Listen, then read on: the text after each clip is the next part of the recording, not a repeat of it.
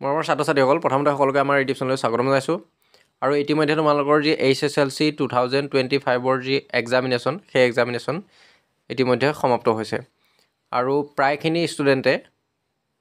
মোক কমেণ্ট কৰি জনাই আছে যে HSLC 2025ৰ যি এক্সামিনেশ্যনৰ যি ৰিজাল্ট সেই ৰিজাল্ট কেতিয়া দিব তাৰ ওপৰত এটা ভিডিঅ' বনাবৰ কাৰণে অনুৰোধ কৰি আছে গতিকে আজিৰ এই ভিডিঅ'টোৰ জৰিয়তে যিসকল HSLC 2025ৰ যিসকল কেণ্ডিডেট আছে সেইসকলক মই এই ভিডিঅ'টোৰ জৰিয়তে জনাম যে তোমালোকৰ যি এক্সামিনেশ্যন সেই এক্সামিনেশ্যনৰ ৰিজাল্ট কেতিয়া দিয়া হ'ব সম্ভাৱ্য এটা ডেট তোমালোকক জনাম আৰু সেই ডেটটোৰ ভিতৰতে হয়তো তোমালোকৰ এক্সামিনেশ্যনৰ ৰিজাল্ট দিয়া হ'ব পাৰে গতিকে তাৰ কাৰণে আমি যদি চাওঁ আগৰ যি HSLC 2024 যদি আমি প্ৰগ্ৰেমখন চাওঁ অৰ্থাৎ এক্সাম কেতিয়া ষ্টাৰ্ট হৈছিলে কেতিয়া শেষ হৈছিলে আৰু শেষ হোৱাৰ কিমান দিনৰ পিছত মানে HSLC 2024ত তাৰ ৰিজাল্ট দিয়া হৈছিলে আৰু ঠিক একে সমান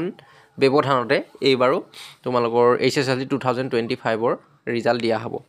গতিকে তোমালোকৰ আগৰ 24ত HSLC 2024ৰ এক্সামিনেশ্যন ষ্টাৰ্ট হৈছিলে 16 ফেব্ৰুৱাৰীত আৰু যেটো সমাপ্ত হৈছিলে সমাপ্ত হোৱাৰ ডেটটো হ'ল তোমালোকৰ মাৰ্চৰ 4 তাৰিখে 2024 চনৰ মাৰ্চৰ 4 তাৰিখে এক্সাম শেষ হৈছিলে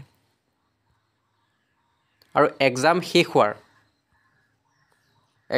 হোৱাৰ পিছত তোমালোকৰ মাৰ্চৰ 4 তাৰিখে এক্সাম শেষ হৈছিলে আৰু এপ্ৰিলৰ 20 তাৰিখে HSLC 2024ৰ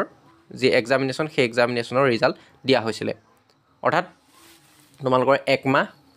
15 দিন 16 দিনৰ ভিতৰত 1 মাহ 15 দিন 16 দিনৰ ভিতৰত আগৰবাৰৰ HSLC এক্সামিনেশ্যনৰ তোমালোকৰ ৰিজাল্ট দিয়া হৈছিলে গতিকে এইবাৰ যদি আমি চাওঁ গতিকে এইবাৰো মানে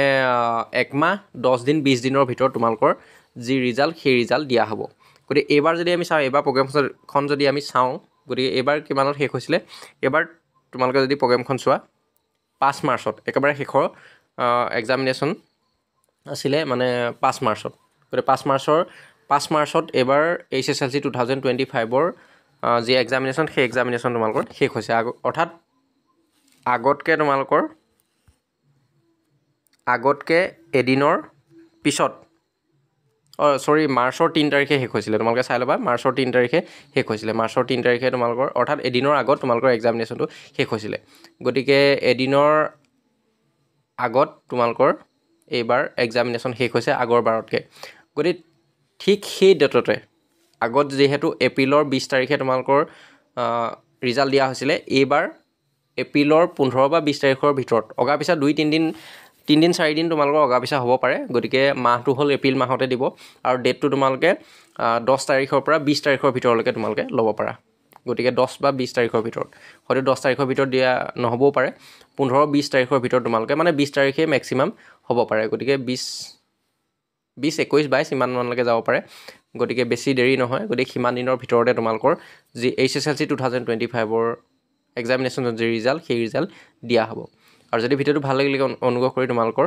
ফ্ৰেণ্ডৰ লগত শ্বেয়াৰ কৰিবলৈ নাপাহৰিবা